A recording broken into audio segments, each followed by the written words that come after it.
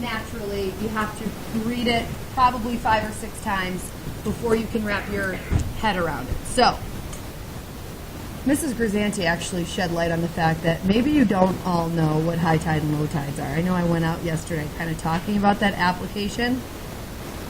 So I guess if you've never gone to the ocean before or a lot, and even if you have, maybe I'm just a geek. So like when I always paid attention to that. There are some beaches where it's very noticeable. Like this summer when I was on a beach and in Cape Cod, like if it was high tide, and that means the water's like very far, like the waves are coming very far up the beach, there was no beach to sit on, really. Everyone was very crammed. And then as it kind of went back towards low tide as the hours passed, you could walk out literally over a mile. Like it was that flat. So if that's a very obvious situation. If, you know, most beaches maybe it's not as obvious, but I don't know, if you never spent a full day on a beach, I think you would notice that the waves are higher at some times than they are at others. Anyway, you're like, wait, I built a sandcastle down there before and it was totally fine, and now it's gone and underwater. No? Okay. Anyway, you're going to see high tide and low tide a lot, and there's nothing worse to me than coming across a word problem that you don't understand the concept behind. It's like me when I read a word problem that has to do with electricity and ohms, and like that's a foreign field to me, so I immediately feel more overwhelmed because I don't know the context of what's going on. So we should try to wrap our head around high tide and low tide. It comes up a lot, and this is the first of them. So getting to the graph. The depth of the water at the end of a boat dock changes with the tide of the ocean. So at high tide it's going to be deeper, at low tide it's going to be more shallow. The depth is 6 feet at low tide, so that's, I'm just going to circle that. So low tide, by the way, that's the minimum. The minimum depth is 6. And then at high tide, it's 12 feet. Then they give you the timing of when low tide occurs, 6 a.m., and the timing of when high tide occurs. Now, your x-axis in almost any word problem dealing with trig is going to be time, whether it's the months of the year or if it's hours of the day. It's almost always going to be time on the x-axis. This wants us to write an equation to model the depth. So if we're modeling the depth, that's our y-coordinate,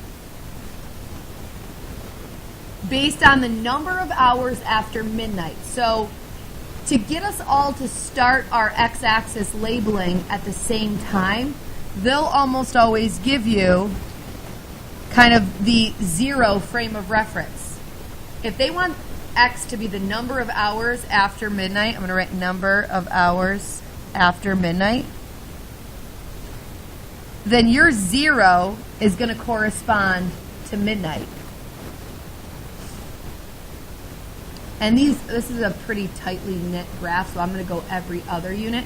And then when I label this 1, that means 1 hour after midnight, which is 1 a.m. Do you follow? 2 hours after midnight is 2 a.m., 3, 4, 5 a.m., 6, 7, 8, 9, 10, 11. 12 a.m. actually becomes 12 p.m. So that's 12 hours after midnight. If you want to, in parentheses, you can write noon. And you don't have to label everything, but if you want to, you definitely can. Okay? And since our low tide was at 6 a.m. and our high tide was at noon, I'm going to stop there. Okay? So low tide occurring at 6 a.m., I'm going to go to 6 a.m., and what was the depth again at low tide? 6 feet. So my lowest depth was 6 feet. My highest was 12. Maybe I'll count by ones here. 1, 2, 3, 4, 5, 6, 7, 8, 9, 10, 11, 12. So at 6 a.m., depth of 6 feet. At noon, depth of 12 feet. Okay?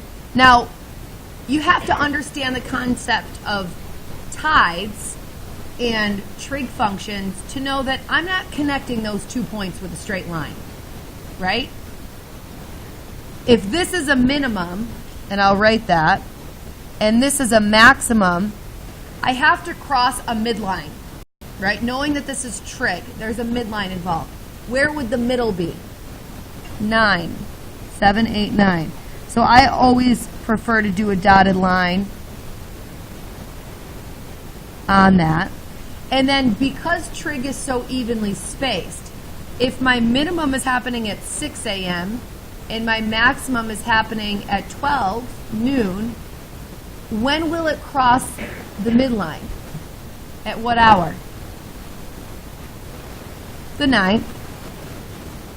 Halfway in between. Again, everything here is going to be evenly spaced by 3 hours. And again, a straight line connecting these 3 points is never the way to do a trig graph. You have to follow the curvature of your trig graph, which is when you approach a maximum, you're kind of flattening out and about to turn around. And when you're approaching a minimum, you're kind of flattening out and about to turn around. So if I go backwards, because that's what they gave me. This is one of those like last night's homework where I should complete the picture, right? Like these that I just went over, where they only gave you a little piece and you should really complete the cycle. They gave us a part of the cycle that's in the middle of the graph. We really should finish this back to the x-axis or to the y-axis, right? So it starts at 0. So if I go from maximum to the midline in 3 hours, and then midline to minimum in 3 hours, now I'm going to come back up to the midline in 3 hours. So at 3 hours, I'm going to be on the midline again. And then 3 hours before that, which will put me right on the y-axis, I'll be back at a maximum again. So the reading helps me scale. That's underratedly difficult. It gives me only this section of the graph. And I have to kind of just use my brain to figure out the spacing and then kind of symmetrically graph the rest of it back to the y-axis in this particular case. Now that you're looking at this, now hopefully we can write this pretty easily. Yes? Sine or cosine? Cosine, positive. Good. Positive A. Cosine B, x minus c plus d is our format.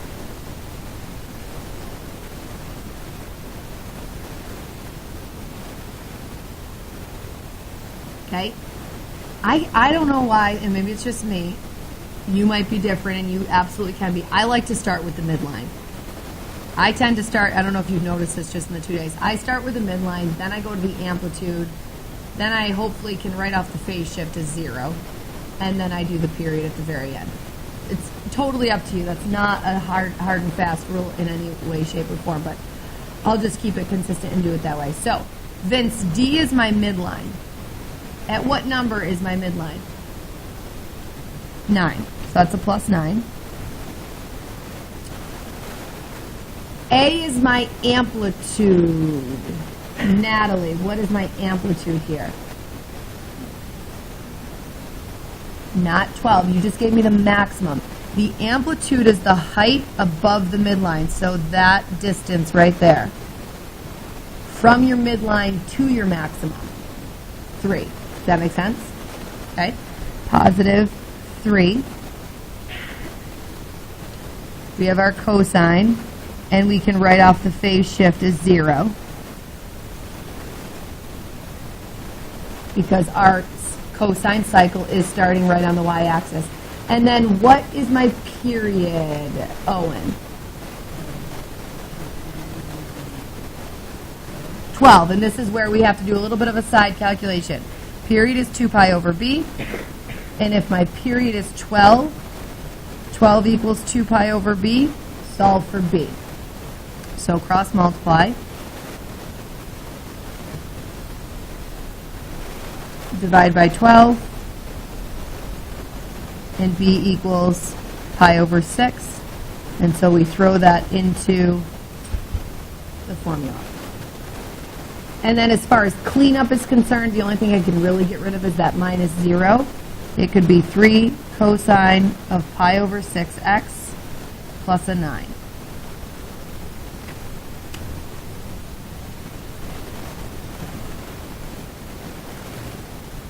It's worth checking for sure. So whenever I graph something, what mode should I be in Trig? Wow. Good job. Y equals. I'm going to type in 3 cosine pi over 6x plus 9. I want to make my window match kind of what's going on here. So when I do my x-axis, which is time, I'm going to go 0 to 12. And I can count by ones because my scale is in time. It's not like some of the ones on the homework last night where my scale was in pi's over 2, right?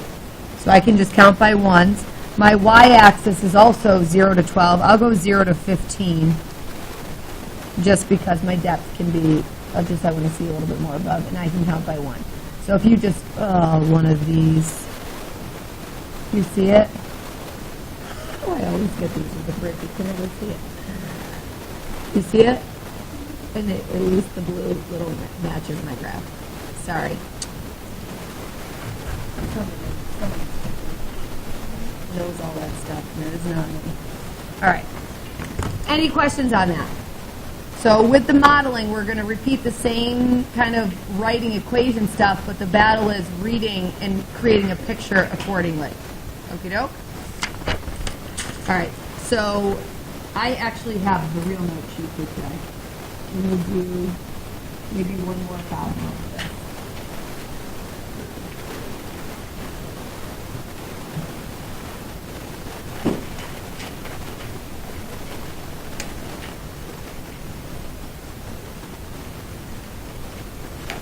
Well, the first two are high tide, low tide again.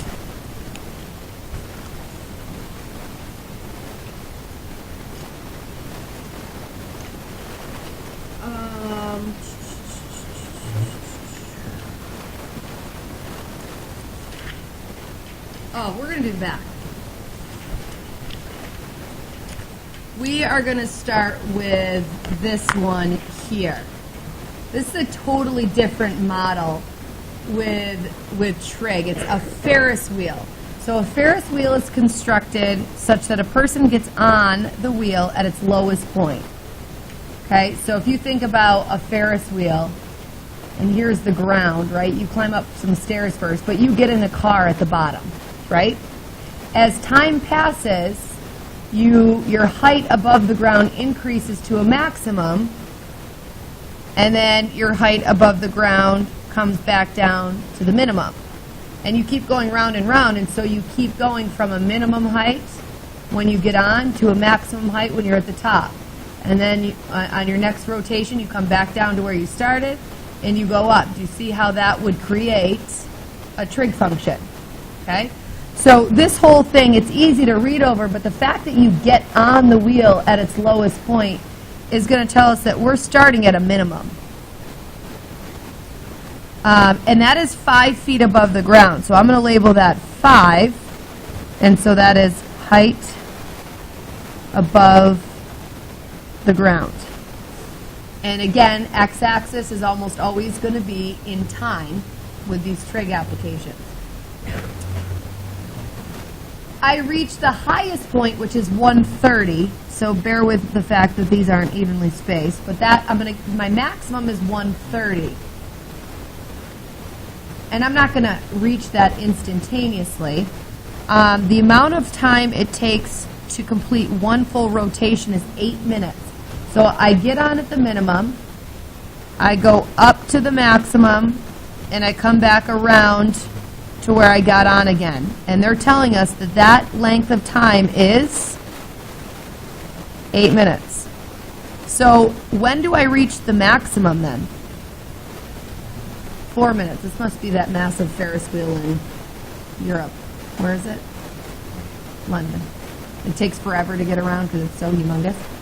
So, and then, okay, so if it's minimum to maximum is 4, how long did it take me to get to my midline? 2. And then my midline over here would put me at 6. You see how that scaling works. Everything's evenly spaced. So now, where is my midline? What is the middle of 5 and 130? Well, average them, right? Add them up. If it doesn't come naturally to you, and I don't think it would to anybody, find the middle, add them up, and divide by 2. 67.5. You know, it's easy to come up with the middle of 80 to 90, right? But then when it's not easy, just find the average. So let's write this. Is this a cosine or sine? Positive or negative? Negative A cosine B x minus C plus D. I think the hardest part is behind us. We've come up with the picture, and maybe I'll make that easier than it is, and you might have to read things 4 and 5 times, but stick with the picture. Try to get your best scale possible so that you make the writing part as easy as possible. What is the amplitude? What'd you say? 6, whatever this distance is right here. So the difference between 130 and 67.5. 130 minus 67.5, not that I don't believe Haley, but maybe I don't. 62.5, she's correct. Cosine. And my D is, what's my D, Lucas? B. Good. My phase shift is 0. And my period is what, Alexa? 8. So if my period is 8, I have to use my period formula to find B. Cross multiply, 8B equals 2 pi. Divide by 8, B equals 2 pi over 8, which is pi over 4. Throw your pi over 4 back in there. And the only way to simplify this is just getting rid of that minus 0.